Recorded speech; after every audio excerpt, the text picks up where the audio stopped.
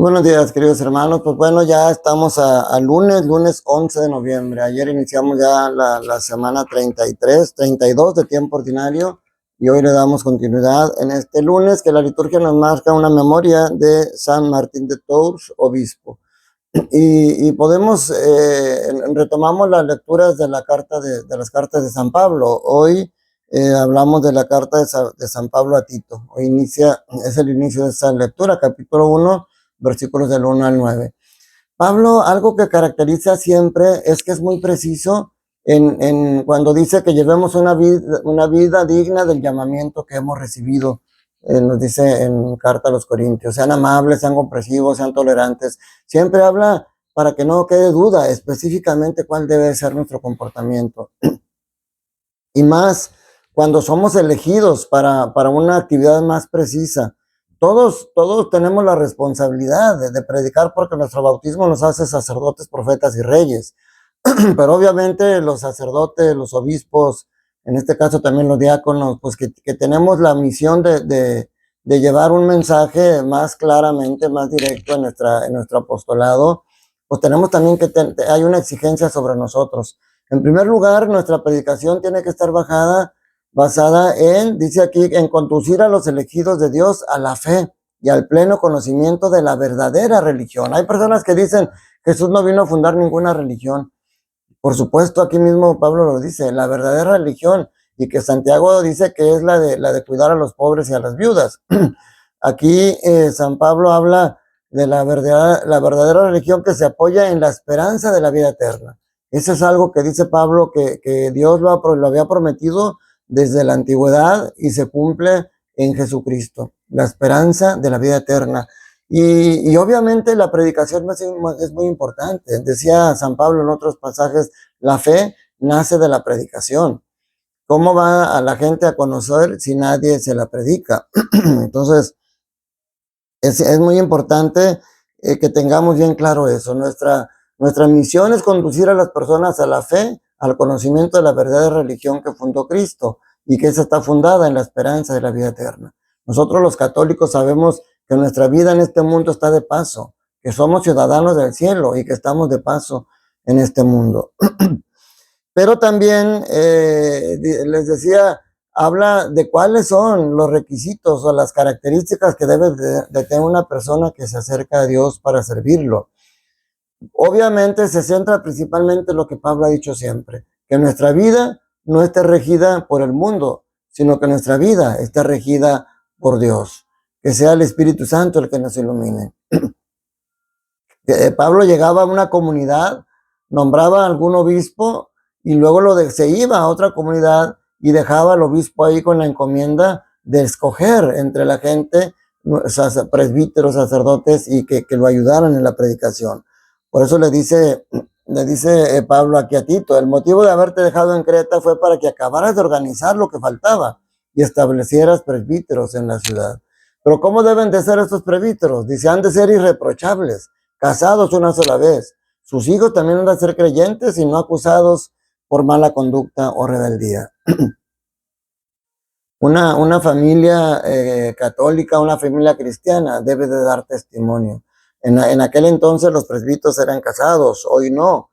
Pero pues, esto no se refiere solamente a los presbíteros. También pues los diáconos transitorios que van a ser sacerdotes y los diáconos permanentes que somos casados. Pero también todos los bautizados deben de dar testimonio y deben de tener esto mismo. Deben de ser irreprochables, deben de casarse una sola vez, y su familia debe también de dar un testimonio de la fe. Y obviamente los obispos, que tienen un rango más superior, aquí da específicamente más exigencias, porque también dice que debe ser irreprochable, pero dice: no debe ser arrogante, ni iracundo, ni bebedor, ni violento, ni dado a negocios sucios.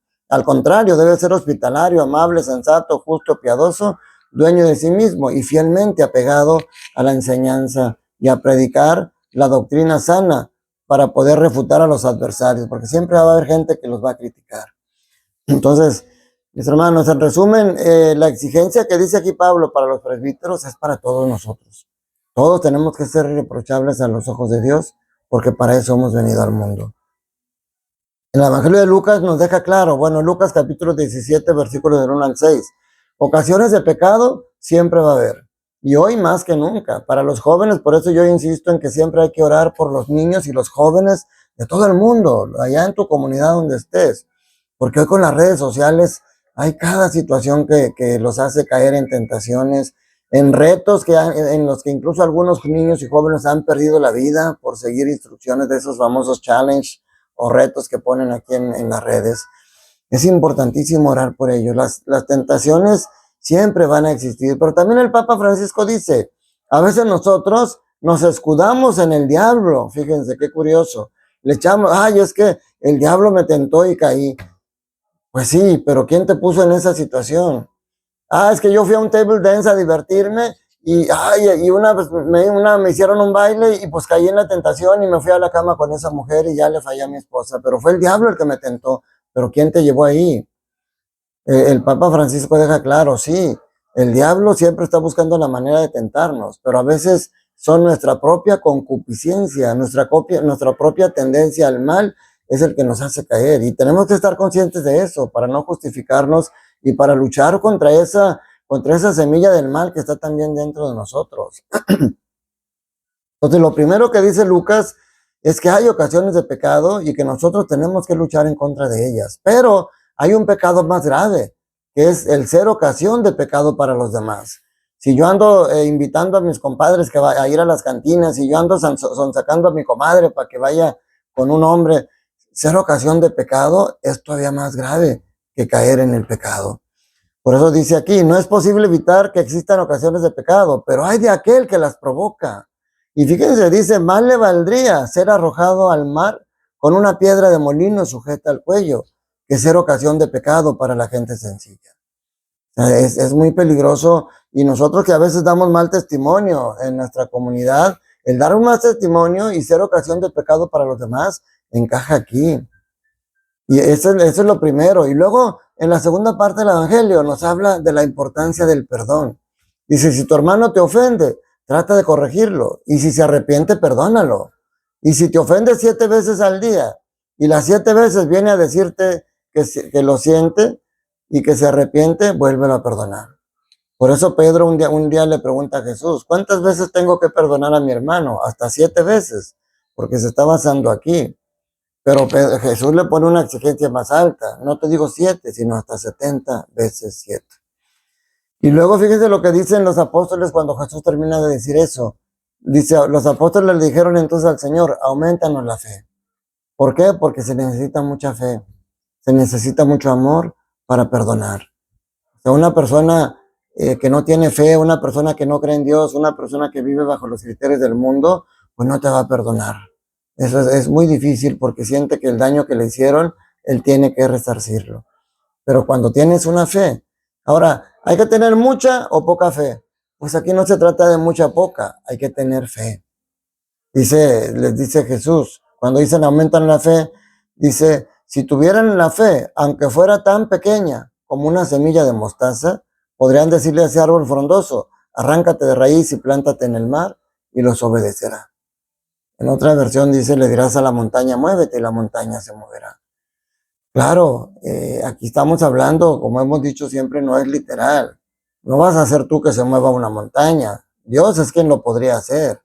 Aquí lo que importa es que tú tengas esa fe como las viudas que ayer mencionábamos, las viudas que son capaces de despojarse de todo. Esa fe que le faltó al joven rico cuando le dijo el Señor, vende todo lo que tienes, repártelo entre los pobres y luego sígueme. Esa fe que le faltó a ese joven rico es la fe que necesitamos tener para poder perdonar a alguien. Pero sobre todo, mis hermanos, para que hasta humanamente el perdón no es para beneficio de la persona que te ofendió, el perdón es para beneficio tuyo. A lo mejor la otra persona no merece tu perdón, pero esto no se trata de merecimientos. Tú no mereces que Dios te perdone, yo no merezco que Dios me perdone, y sin embargo Él me perdona por pura gratuidad. Él no necesita tampoco perdonarnos para Él estar bien, pero tú sí necesitas perdonar. Necesitas arrancar de ti todo ese odio o el rencor que tienes contra alguien que te ha hecho daño, porque a lo mejor hasta esa persona ya hasta murió, ya ni está presente en este mundo, ya le rindió cuentas a Dios y a lo mejor ya Dios ya lo perdonó. y tú todavía vives arrastrando ese daño.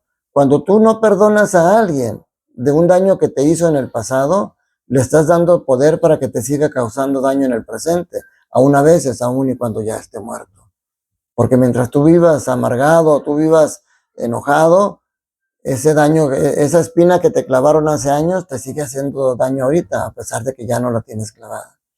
Es difícil perdonar, pero no es imposible.